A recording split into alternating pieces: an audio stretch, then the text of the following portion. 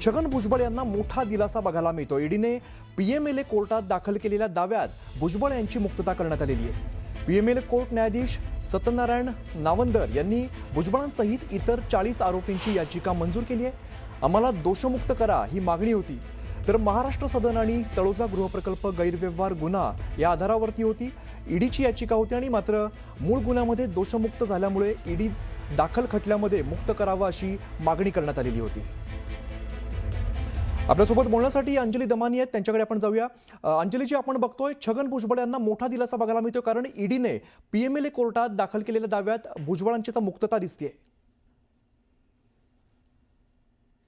Hello, माझा आवाज पोहोचतो तुमच्यापर्यंत? हो हो, आता आला तर मला तर अक्षरशः मी सांगते ना, मला आता किळस पण म्हणता येत नाही, मला राग, संताप, किळस सगळं सगळं एकत्र होत आहे। मला एवढा संताप होतोय आता की या ईडीला एक कुलूप आपण जाऊन सगळ्यांनी मिळून देण्याची गरज आहे।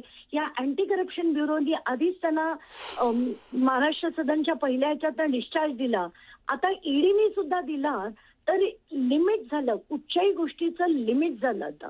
म्हणजे ज्या ईडीने स्टेटमेंट आफ्टर स्टेटमेंट, म्हणजे एमईटीच्या दालनातनं पैसे उचलले गेले, ते कलकत्त्याला पाठवले गेले, कलकत्त्याला ते फिरवले गेले, हे सगळं डॉक्युमेंट केलेलं आहे, याची स्टेटमेंट घेतली गेलेली आहेत, त्यांनी चार्जशीट फाईल केलेलं आहे।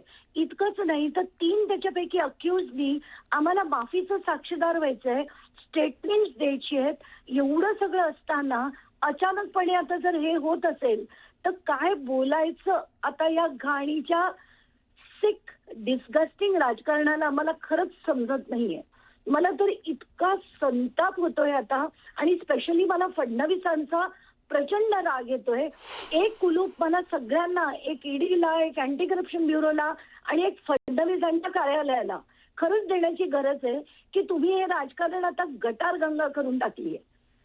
कोणी यावं, भ्रष्टाचार करावा, आणि नाव भ्रष्टाचार is become a non event. तर याच्या पुढे मी लढायचं की नाही याच्यावर मी सुद्धा आता शांतपणे विचार करणार आहे, नाहीतर लढणं सुद्धा आता सोडून देणार आहे।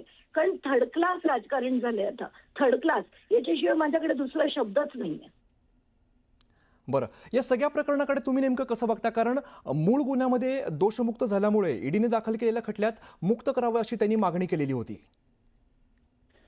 मला तेच मी तुम्हाला सांगते की आता खरं कसं होतं, डिस्चार्ज त्यांनी अप्लिकेशन जे कोविडच्या काळात टाकलं होतं, त्याच्यात मी स्वतः इंटरव्ह्यू केलं होतं आणि त्यांना त्या कोर्टाने डिस्चार्ज दिला।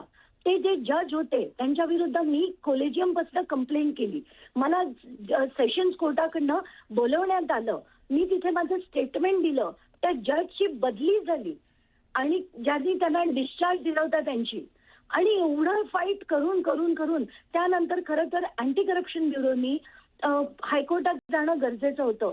अँटी करप्शन ब्युरो जात नाही, मी गेली आहे, 2.5 वर्ष झाले ती हायकोर्टात ती केस पेंडिंग आहे, डेट वर डेट, हिंदी पिक्चर मध्ये दाखवतात ना, तारीख पे तारीख, तसंच चाललंय माझं।